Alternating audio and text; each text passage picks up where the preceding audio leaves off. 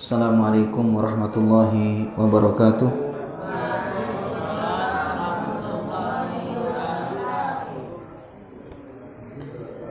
Innal hamdalillah nahmaduhu wa nasta'inuhu wa nastaghfiruh wa na'udzu billahi min syururi anfusina wa min sayyiati a'malina. May yahdihillahu fala mudilla lahu wa may yudlil fala hadiya lahu. Asyhadu an la ilaha illallah wahdahu la syarika lah wa asyhadu anna Muhammadan abduhu wa rasuluh. Qala Allah Ta'ala: Ya ayyuhalladzina amanu taqullaha haqqa tuqatih wa la tamutunna illa wa antum muslimun. Ya ayyuhan nasu taqu rabbakumul ladzi khalaqakum min nafsin wahidah wa khalaqa minha zawjaha wa bassa minhuma rijalan katsiran wa nisaa'a wattaqullaha alladzi tasaaluna bihi wal arham innallaha kana 'alaikum raqiba. Ya ayyuhalladzina amanu taqullaha wa qulu qawlan sadida yuslih lakum a'malakum wa yaghfir lakum dhunubakum wa may yuti'illaha wa rasulahu faqad faza fawzan 'azima. Amma ba'du, fa inna asdaqal hadithi kitabullah wa khairal huda huda Muhammadin sallallahu alaihi wasallam wa syarrul umuri muhdatsatuha fa inna kulla muhdatsatin bid'ah wa kulla bid'atin dhalalah wa kulla dhalalatin finnar.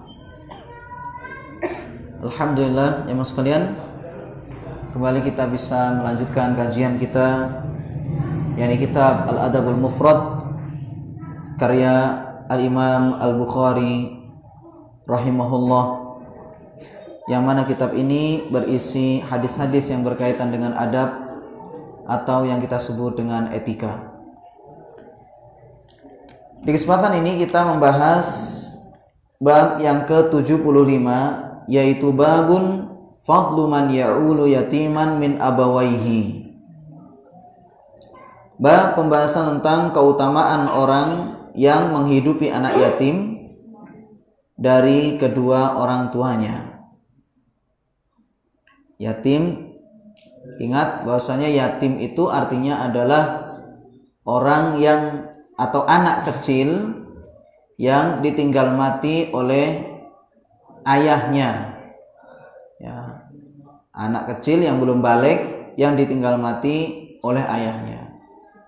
Artinya kalau seandainya ditinggal mati oleh ibunya, maka itu bukan termasuk yatim. Ya.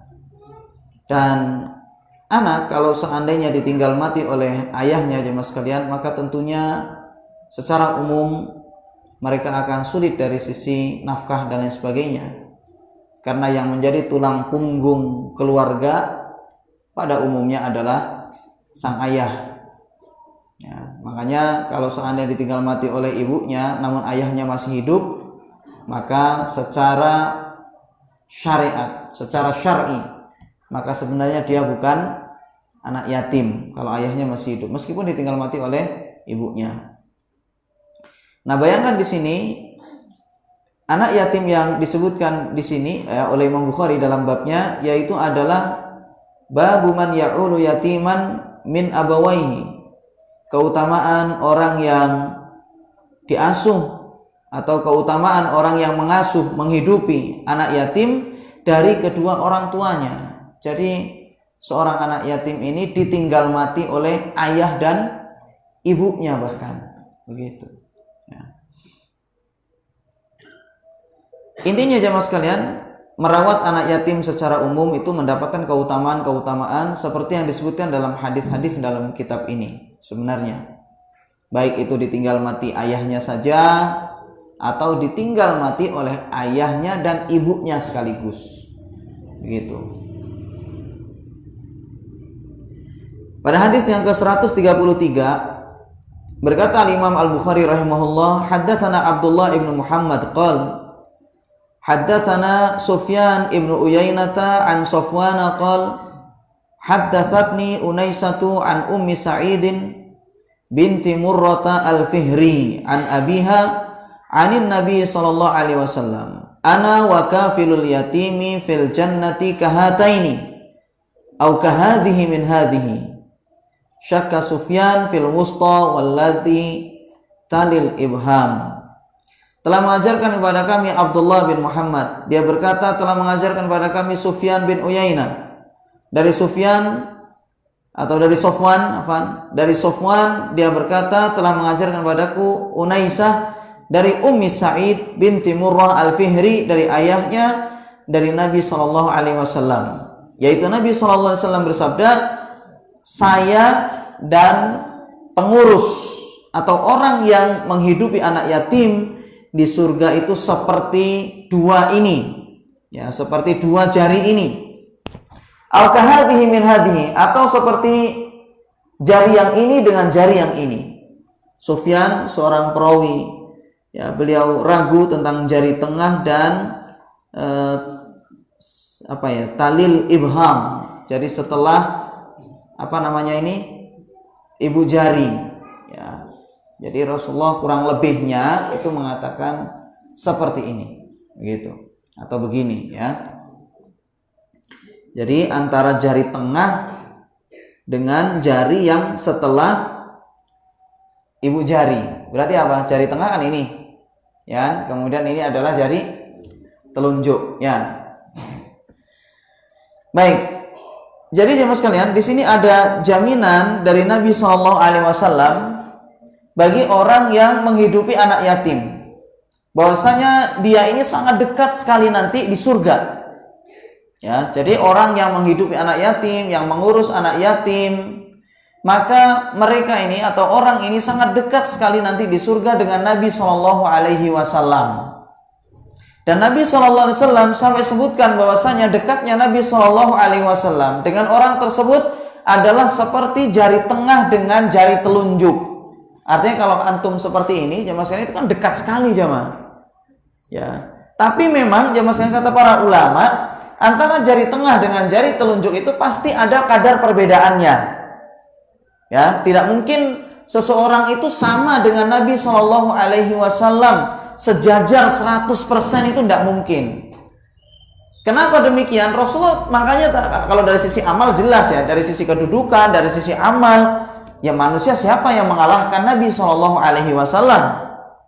Ya, makanya Nabi Shallallahu Alaihi Wasallam jelaskan di situ antara jari tengah dengan jari telunjuk. Antum lihat jari tengah dengan jari telunjuk ini, jamaah, ini kan ada yang lebih tinggi dan ada yang agak kecil, ya, agak pendek. Jadi tapi sangat dekat sekali. Seakan-akan antara dua jari ini nggak ada jarak, kan begitu.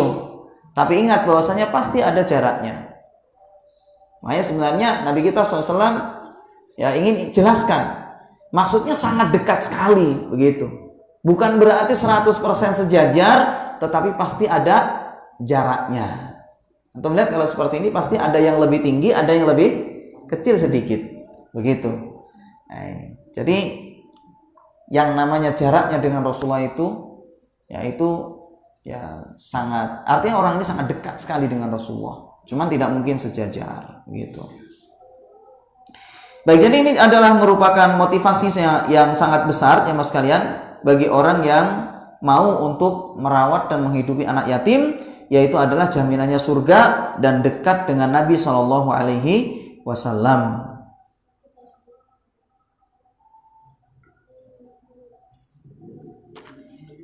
Kemudian hadis berikutnya, yaitu hadis yang ke-134.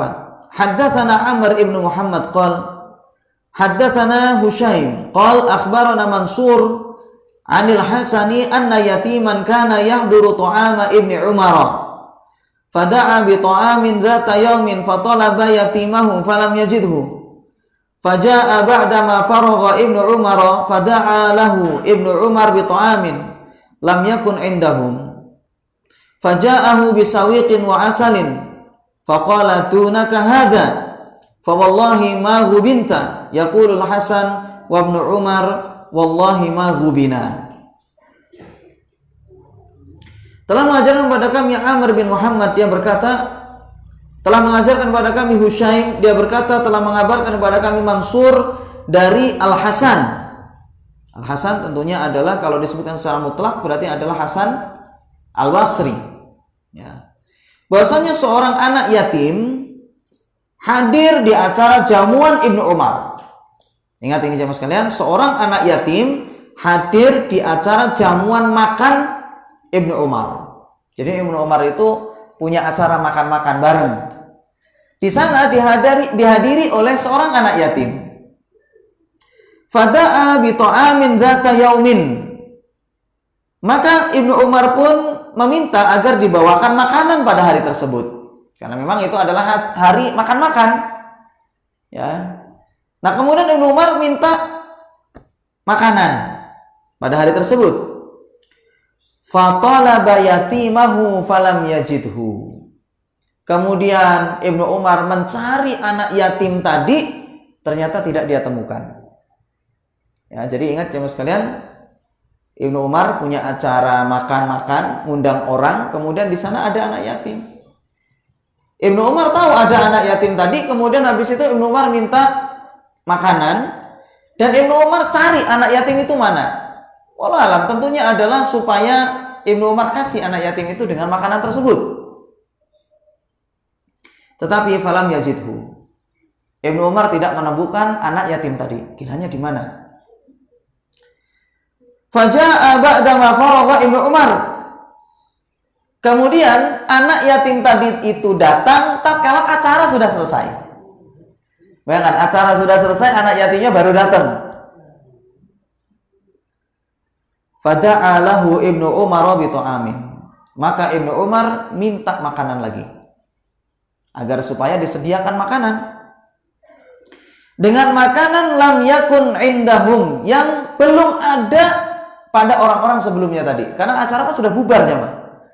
Acara sudah selesai, ada anak yatim ini datang. Ibnu Umar minta agar supaya dibawakan makanan yang beda dengan yang sebelumnya. Artinya Ibnu Umar ingin minta makanan yang lebih istimewa daripada sebelumnya. Faja'a bisawiqin wa asalin. Maka Ibnu Umar minta pada saat itu ya, makanannya sawiqin, roti sawit, wa asalin, dan madu. Ini makanan istimewa pada saat itu jemaah ya. Ya kalau kita mungkin beda sudah istimewanya. Ya. Ibnu Umar kemudian minta di situ roti sawiq dan juga wa asalin dan madu. Faqala, kemudian Ibnu Umar mengatakan dunaka hadza. Kata Ibnu Umar, ya ambil makanan ini, fa wallahi ma gubinta. Kamu tidak akan tertipu, kata Ibnu Umar. Ya, demi Allah ya, katanya fa wallahi, demi Allah kamu tidak akan tertipu. Artinya ini adalah doa baik dari Ibnu Umar radhiyallahu anhu. Sudah kamu makan di sini, ya, kamu enggak ditipu di sini, gitu. Kemudian yaqulul Hasanu wa Ibnu Umar wallahi ma gubina. Hasan Al-Basri beliau mengatakan, demi Allah Ibnu Umar tidak pernah tertipu. Ya, baik. Jadi inilah jemaah sekalian bagaimana para sahabat dahulu ya, mereka ini dalam menerapkan hadis-hadis Nabi Shallallahu Alaihi Wasallam. Bagaimana di sini Ibnu Umar beliau sangat perhatian kepada anak yatim. Sampai-sampai di situ anak yatim ini diistimewakan. Ya, dikasih makanan yang tidak dimakan oleh orang sebelumnya. Ya, jadi diistimewakan benar sampai dikasih makanan di situ berupa sawit dan asal ya, madu, yang itu adalah merupakan makanan istimewa di zaman itu. Jadi kita hendaknya ya juga seperti itu hendaknya. Kalau ada anak yatim itu jangan ditokari jamaah ya sebenarnya.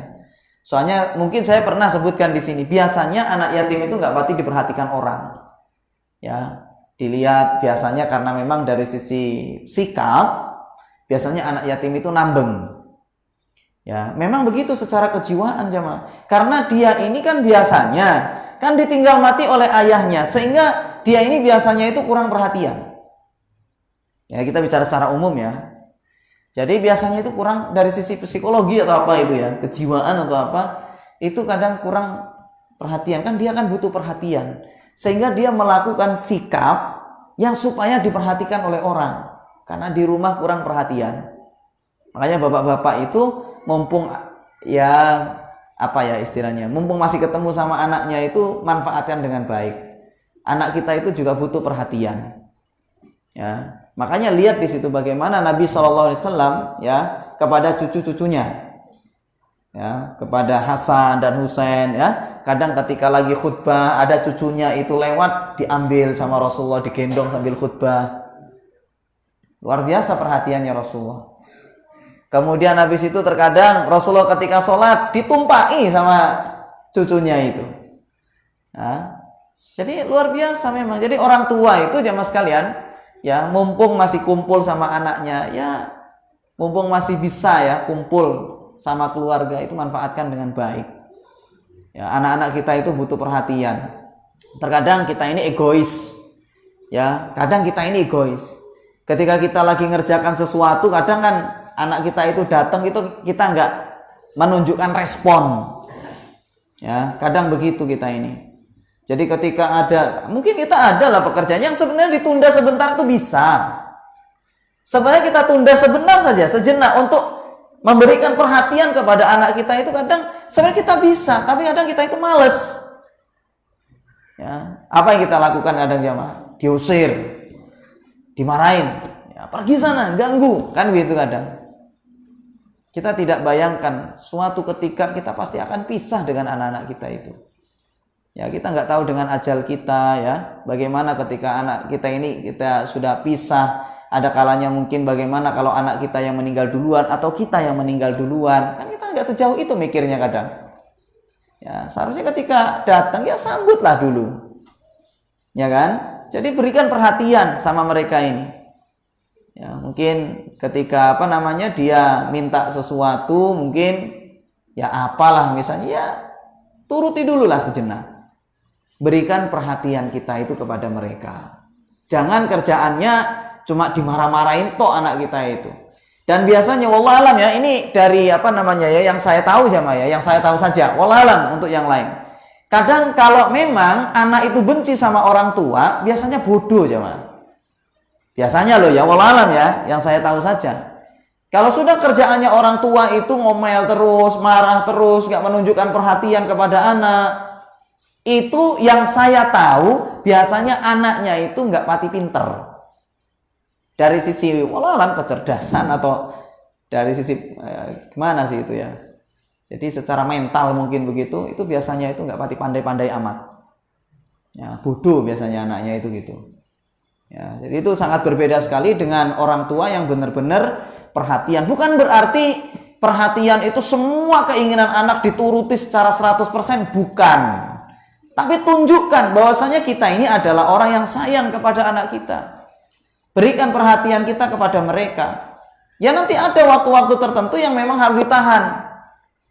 Seperti misalnya suatu ketika kalau memang fatal, ya ada kita nanti di situ memberikan teguran. Ya, memberikan teguran. Kemudian lagi jamaah sekalian, bagaimana kadang ya ulama itu sebutkan begini kadang. Anak itu kadang suatu ketika itu juga ditidurkan di tempat yang keras. Sampai begitu. Namanya anak kecil jamaah ya, anak kecil umur-umur 3 bulan segala macam itu kan masih lunak-lunak itu kayak. Itu wallahualam ini secara kedokteran saya nggak ngerti. Cuman disebutkan oleh para ulama. Jadi kadang-kadang itu yang namanya anak itu taruh di tempat yang keras. Begitu. Itu entah itu untuk pembentukan karakter atau mungkin untuk tubuh supaya kuat, wallahualam. Jadi kadang ada sampai hal-hal yang memang harus dilakukan hal-hal semacam itu. Kemudian juga kata para ulama, memang kita berikan makanan yang terbaik untuk anak kita. Tetapi anak kita juga harus dilatih supaya untuk bisa menahan keinginannya. Paham kira-kira jemaah? Jadi pada asalnya memang bagus keinginan anak ya. Misalnya kita turuti mau makan apa, sebagai bentuk kasih sayang kita kepada dia, kita kasih makanan terbaik. Tapi dalam kondisi-kondisi tertentu kita harus melatih dia untuk menahan keinginan dia. Ya, jadi ditahan dulu. Jangan dikasih semuanya 100%, jangan. Latih anak itu juga supaya nanti dia bisa menahan. Jangan sampai di situ semua keinginan dia dipenuhi 100%. Itu nanti akan menimbulkan ketamakan. Ya, jadi tamak anak itu. Latih dalam kondisi-kondisi tertentu, dia ingin sesuatu misalnya tahan dulu. Bukan berarti nggak diberikan selamanya, tapi ditunda. kapan mungkin dikasihnya. Jangan saat itu juga langsung. Supaya dia itu bisa menahan diri. Kemudian juga misalnya ngasih makan, jangan terlalu besar. Karena namanya anak kecil jamaah ya, senang sekali kalau dikasih makanan itu nyuapinnya itu gede-gede kan gitu. Nah, ini kalau antum lihat resepnya Ibnu Jauzi rahimahullah, itu hendaknya, atau saya ingat saya Ibnu Qayyim atau Ibnu Jauzi, saya lupa. Itu harus kita itu kasih suapan itu yang sedang-sedang saja. Jadi jangan yang terlalu besar. Anak kecil suka kasih yang besar-besar, itu suka sampai penuh itu mulutnya, itu suka. Apalagi orang tua yang punya pekerjaan dan lain sebagainya, kadang pengen cepat-cepat mari itu ngasih makan itu. Diloloyai ada. Ya. Tapi hendaknya jamaah sekalian itu kasih yang sedang, supaya tidak menjadi anak yang tamak. Begitu memang. Ada hal-hal yang memang harus ditahan. Ya. Baik. Jadi jemaah sekalian ingat bahwasanya yang namanya anak yatim itu biasanya secara kejiwaan itu butuh perhatian. Ya, butuh perhatian. Makanya kadang tidak pati disayang sama orang kadang. Ya kita jangan niru seperti itu. Karena Islam mengajarkan agar supaya kita ini benar-benar perhatian sama anak-anak yatim. Ya. Lihat di sini bagaimana Ibnu Umar radhiyallahu anhu. Ya, beliau ngelihat ada anak yatim bingung, langsung carikan makanan khusus untuk anak yatim tadi.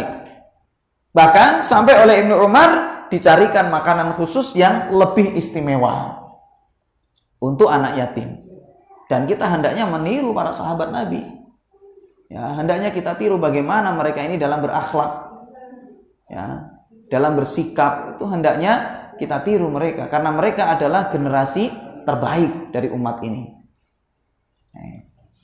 Baik, sebagian ulama mas sekalian menganggap bahwasanya hadis ini adalah hadis yang dhaif, tetapi tidak ada masalah ya, bahwasanya sebenarnya juga sebagian ulama mengatakan hadis ini adalah hadis yang sahih ya. Makanya dikatakan di sini al hadisu dha'afahu Asy-Syaikh Al-Albani rahimahullah. Ya, didhaifkan oleh Syekh Albani, tetapi kata pensyarah di sini wal haqqu annal haditsa sahihul isnad.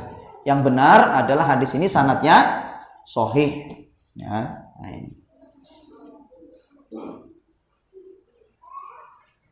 Kemudian akhrajahu Abu Nuaim fil Hilyah bi isnadin sahih.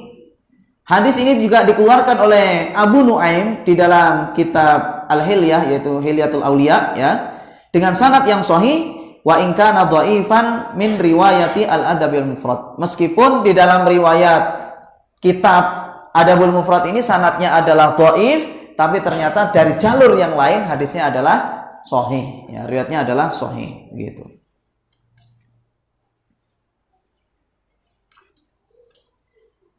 Baik, kemudian hadis berikutnya. Hadis yang ke-135. Haddatsana Abdullah ibnu Abdul Wahhab qala haddatsani Abdul Aziz ibnu Abi Hazim qala haddatsani abi qala sami'tu Sahla ibnu Sa'din 'anin Nabi sallallahu alaihi wasallam qala ana wa kafilul yatimi fil jannati hakadha wa qala bi isba'ihi as-sababah wal wusta. Telah mengajarkan kepada kami Abdullah ibnu Abdul Wahhab. Dia berkata telah mengajarkan kepadaku Abdul Aziz ibnu Abi Hazim. Dia berkata telah mengajarkan kepadaku ayahku. Dia berkata saya mendengar Sahal bin Sa'ad dari Nabi SAW. Beliau bersabda, saya dan orang yang menanggung anak yatim di surga seperti ini. Yaitu beliau berisyarat dengan jari telunjuknya dan jari tengahnya. Kalau tadi perawi ragu tentang jari yang mana, tetapi hadis ini jelas menunjukkan bahwasanya memang jari yang diisyaratkan oleh Rasulullah yaitu adalah jari telunjuk dengan jari tengah ya. Baik, hadis ini sahih ya Mas sekalian. Kemudian hadis berikutnya, karena hadis ini sudah sudah berkali-kali ya kita baca sehingga kita lewati saja. Pada hadis yang ke-136 Berkata Al-Imam Al-Bukhari rahimahullah, haddatsana Musa qala haddatsana Al-Ala ibnu Khalid ibni Wardan qala haddatsana Abu Bakar ibnu Hafs anna Abdullah kana la ya'kulu ta'aman illa wa ala khiwanihi yatimun. Telah mengajarkan kepada kami Musa, dia berkata telah mengajarkan kepada kami Al-Ala bin Khalid bin Wardan, dia berkata telah mengajarkan kepada kami Abu Bakar bin Hafs, bahwasanya Abdullah, maksudnya Abdullah di sini adalah dirinya sendiri, yaitu Abu Bakar bin Hafs. Ya, karena dia itu adalah Abdullah bin Hafs bin Umar bin Sa'ad ibn Abi Waqqas. Itu sebenarnya Abu Bakar ibnu Hafs. Bahwasanya Abdullah, yaitu Abu Bakar bin Hafs, dia tidaklah makan makanan kecuali di sekitar khiwan, yakni wadah makanannya itu, di sekitar nampannya itu ada anak yatim. Bayangkan ya mas sekalian, beliau ya Abdullah, yaitu Abu Bakar bin Hafs, beliau tidaklah makan makanan kecuali di sekitar wadah makanannya itu, di sekitar nampannya itu ada anak yatim. Sampai seperti itu, setiap makan pasti beliau itu cari anak yatim supaya makan bareng dengan dia. Sampai seperti itu akhlaknya. Ya, bagaimana luar biasa atau luhurnya akhlak mereka ini, orang-orang terdahulu. Ya. Dan ini jemaah sekalian, ulama sering sebutkan kumpul dengan anak yatim itu juga tujuannya adalah untuk melunakkan hati kita. Dan memang para salaf dahulu itu mereka selalu mengolah dan melatih hati mereka supaya yang namanya tawadhu itu tumbuh dalam hati dan yang namanya sombong itu pergi. Memang harus begitu jemaah. Yang namanya hati itu begitu, harus dilatih terus. Makanya kita ini ya punya kedudukan seperti apapun, kita punya kedudukan setinggi apapun, itu suatu ketika harus kumpul dengan orang-orang yang di bawah. Harus begitu. Kita jadi siapa misalnya ya? Jadi bupati, jadi Pak RT, jadi apa misalnya Pak Lurah, ya. Mungkin jadi pemerintah ya, presiden. Jadi harus kita itu ada perbuatan-perbuatan yang memang untuk melunakkan hati kita. Dan itu juga dicontohkan oleh Nabi SAW. Bagaimana Nabi kita SAW terkadang tiba-tiba memeluk seorang budak, ya kan? Padahal budaknya itu adalah budak yang hitam. Terkadang tiba-tiba sama Rasulullah dirangkul. Bagaimana cintanya Nabi kita SAW kepada Bilal. Dan juga budak-budak yang lain. Terkadang Nabi kita SAW itu jalan sama orang yang sudah tua. Ya. Jadi tawadhu itu harus. Nabi kita SAW terkadang beliau itu berkendaraan dengan keledai. Padahal beliau itu adalah seorang nabi jemaah. Beliau itu adalah seorang rasul, utusan Allah Subhanahu wa taala. Bukan hanya utusan orang ya, bukan utusan bos dari kalangan manusia, bukan. Ini yang mengutus adalah Rabbul Alamin, pencipta alam semesta. Tapi bagaimana betapa luhurnya akhlak Nabi SAW. Betapa tawaduknya Nabi kita SAW. Terkadang ya, beliau itu berkendaraan itu dengan keledai. Keledai itu kan kendaraan murah di zaman itu jemaah. Ya, di zaman itu kendaraan murah itu keledai. Kalau sekarang ya mungkin becak ya, atau mungkin apa itu. Oh misalnya cetul ya, misalnya ya. Nah. Jadi yang mungkin ngontel segala macam itu. Artinya begini jamaah sekalian, kita mungkin bisa ya berkendaraan dengan kendaraan mewah tuh bisa mungkin. Sebagian dari kita mungkin bisa berkendaraan dengan kendaraan yang mewah, yang ber-AC, yang mahal, ya, yang elit. Tapi untuk melunakkan hati itu kita harus melawan. Suatu ketika kita pakai kendaraan yang rendah. Supaya namanya penyakit-penyakit sombong itu hilang dari hati kita. Sama seperti misalnya kita kadang-kadang itu harus kumpul dengan orang-orang bawah. Kita sebagai bos misalnya ya, antum bisa saja nanti suatu ketika ya anak-anak, bisa saja antum jadi bos suatu ketika mungkin. Antum juga jangan segan-segan kadang duduk dengan karyawan. Ajak kadang curhat misalnya ya, mungkin dia butuh curhatan ya misalnya ya, ajak ngobrol dengan baik. Buat dia itu senyaman mungkin. Itu untuk membuang penyakit-penyakit sombong dalam hati kita. Kadang kita ini mentang-mentang bos, ada karyawan lewat, kalau dia nggak salam, kita nggak salam. Kadang kita tunggu itu, salam apa enggak, kan gitu kadang. Jangan. Ya. Jadi siapapun kita, hendaknya kita itu ada di situ sikap-sikap yang untuk melunakkan hati kita itu. Ya. Dengan orang-orang yang mungkin di situ ya, dari sisi taraf ekonomi misalnya mungkin rendah, ya kadang-kadang kita harus duduk sama mereka, dengarkan keluhan-keluhan mereka, ya apa yang mereka ucapkan, itu untuk melunakkan hati kita. Oh ternyata memang berat jadi orang bawah, ya kalau bisa kita bantu dia, ya. Jadi para salaf dahulu itu selalu melakukan riyadhah semacam itu. Mereka ya sebagian seperti di sini Abu Bakar bin Hafs ya tidak makan kecuali di sekitarnya ada anak yatim. Padahal kalau dipikir jemaah sekalian, ya beliau ini tentunya kan orang yang ternama, ulama tersohor namanya kan begitu. Ya, kadang kita mentang-mentang boleh jadi ustadz misalnya gak mau kumpul sama orang-orang. Ya, boleh ustadz durung ulama masih ya, durung ulama. Ya, baru mungkin jadi ustadz-ustadz. Kita ini kan introspeksi diri pada diri kita ya. Kadang begitu. Ya, merasa diagungkan orang, merasa diperhatikan orang, kadang mau duduk sama orang-orang yang kadang ada pikiran-pikiran untuk meremehkan orang. Jadi itu harus dilawan. Ya, harus kita ini duduk dengan mereka, sesekali mereka kita duduk kumpul mungkin. Sesekali mungkin diajak ke rumah kita atau kita ke rumahnya dia. Itu seharusnya. Ya, untuk melunakkan hati supaya namanya penyakit-penyakit sombong itu pergi dari hati kita ini. Karena Nabi kita sallallahu alaihi wasallam beliau bersabda, "La yadkhulul jannata man kana fi qalbihi misqalu dzarratin min kibrin." Tidak akan masuk ke dalam surga orang yang di dalam hatinya masih ada sebesar biji sawi berupa kesombongan, sekecil apapun itu. Jangan dikira nanti di situ, wah kalau sudah ustadz ini pasti surga.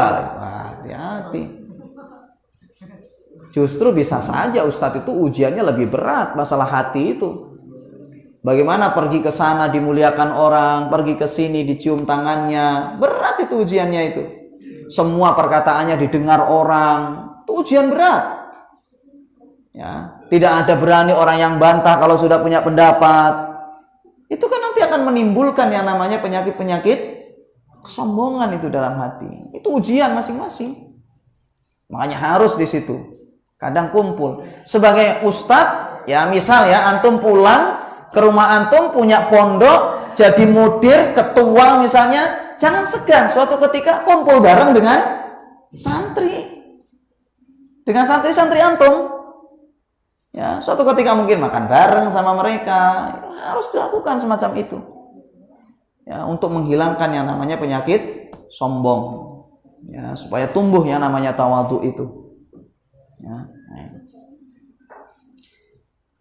Baik, jadi jemaah sekalian di sini Abu Bakar bin Hafs ya, beliau kalau makan itu cari anak yatim dulu supaya makan bareng sama dia. Nah, ini.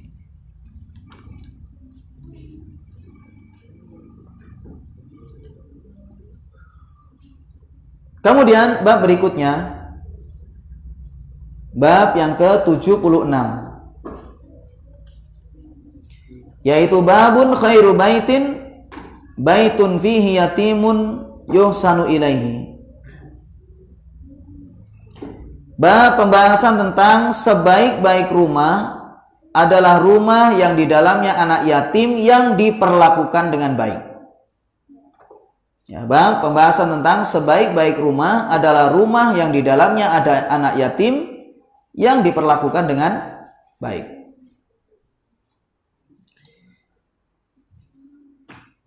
Baik, pada hadis yang ke-137 berkata Imam Al-Bukhari rahimahullah, haddatsana Abdullah ibn Utsman qala akhbarana Abdullah qala akhbarana Sa'id ibn Abi Ayyub an Yahya ibni Abi Sulaiman an ibni Abi Attab an Abi Hurairah qala Rasulullah sallallahu alaihi wasallam khairu baitin fil muslimina baitun fihi yatimun yuhsanu ilaihi wa syarru baitin fil muslimina baitun fihi yatimun yusa'u ilaihi ana wa kafilul yatimi fil jannati kahataini yushiru bi isba'ihi.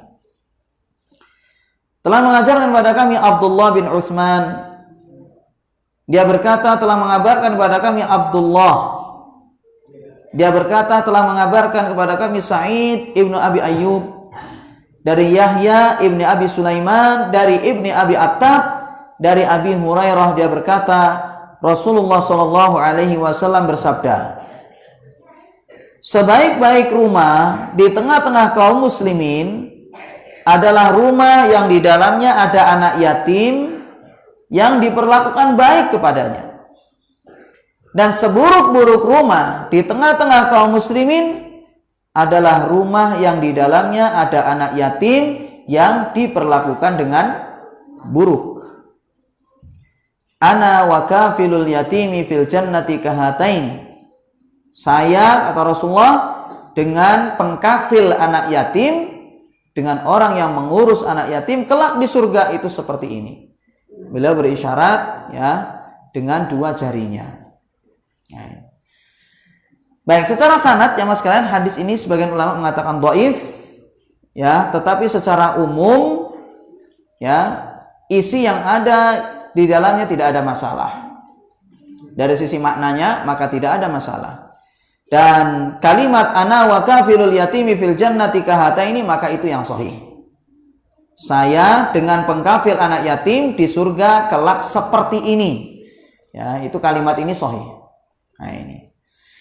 Baik, tapi jemaah sekalian, memang dari sisi pengalaman yang disebutkan oleh para ulama di dalam kitab mereka, bahwasanya memang rumah yang di dalamnya ada anak yatim yang diperlakukan dengan baik itu biasanya berkah. Ya, karena perbuatan amal soleh dia itu yang menjaga anak yatim dengan baik, maka di sana Allah Subhanahu wa taala berkahi. Nah, ini. Sebagaimana orang yang benci dengan anak yatim, maka keberkahannya ya dicabut oleh Allah Subhanahu wa taala. Nah, ini. Baik, kemudian bab berikutnya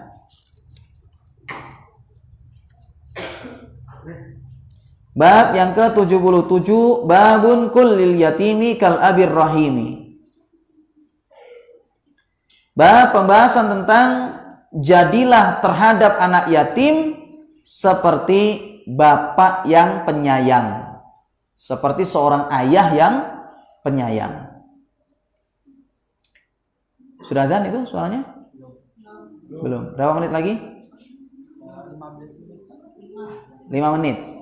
Ya, baik.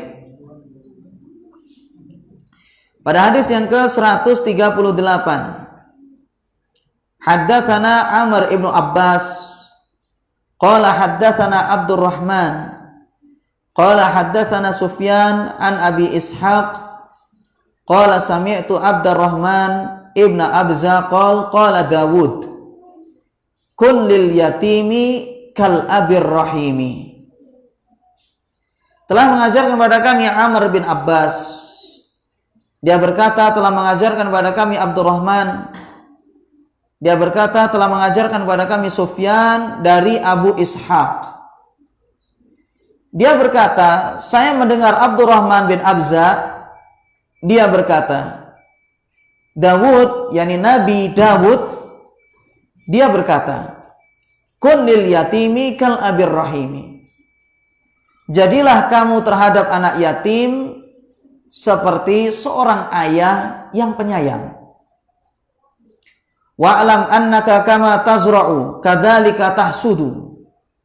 Ketahuilah bahwasanya sebagaimana kamu menanam, maka seperti itulah kamu memanen.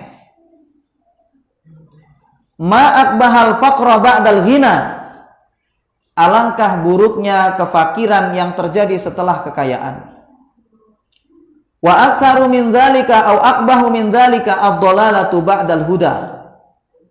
Dan yang lebih buruk daripada itu adalah kesesatan setelah mendapatkan petunjuk.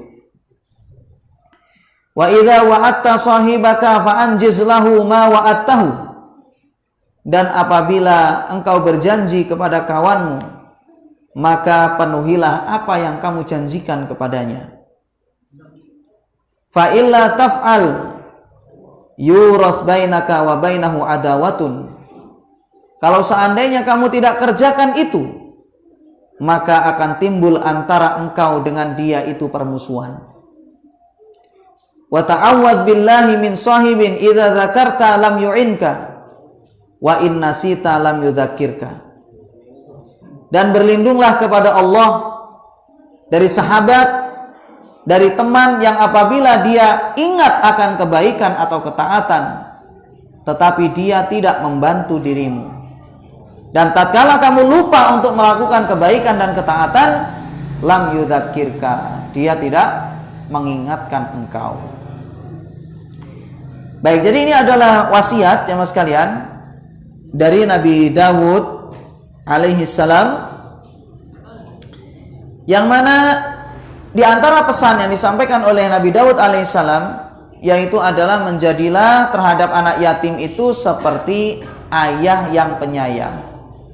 Jadi kalau sama anak yatim seperti sering kita sebutkan ya, bahwasanya hendaknya seperti kita terhadap anak sendiri. Dalam masalah mendidik, dalam masalah ngasih makan, dalam masalah ngasih pakaian, dan lain sebagainya, itu hendaknya kita itu seperti kepada anak sendiri. Jangan dibeda-bedakan. Pakaian juga begitu ya, masalah pendidikan, waktunya dimarahin ya dimarahin, waktunya diapresiasi ya diapresiasi. Nah, jangan dimarahin terus. Sebagaimana jangan juga dipuji terus. Ya, salah buruk dipuji semuanya, jangan. Ketika melakukan kebaikan ya kita puji, kita apresiasi, kita dukung. Sebagaimana ketika melakukan kesalahan maka kita tegur dengan baik. Ya, ada kalanya dengan ketegasan. Ya. Jadi harus seperti kepada anak sendiri. Dalam masalah makanan juga begitu. Jangan dibeda-bedakan. Sama anak sendiri misalnya dikasih makanan yang enak, karena anak yatim misalnya asal makan saja. Ya, yang penting makan, hidup. Jangan. Ya, tidak boleh. Jadi hendaknya sama seperti kita ini kepada anak sendiri. Dan kalau seandainya dibeda-bedakan, mas sekalian, maka teramat terpukul sekali. Jangankan anak yatim, anak kita sendiri saja yang kita masih hidup misalnya, kalau seandainya satunya ya dikasih kemudian yang satunya tidak, kita beda-bedakan seperti itu, maka salah satunya pun akan terpukul. Ya, lalu bagaimana dengan anak yatim? Ya, tentunya mereka juga lebih terpukul lagi. Baik, sudah azan ya? Sudah? Baik. Demikian insyaallah kita lanjutkan di kesempatan berikutnya jemaah sekalian, masih tentang bab yang ke-77 insyaallah. Demikian wasallallahu ala nabiyina Muhammad wa ala alihi wasallam. Assalamualaikum warahmatullahi wabarakatuh.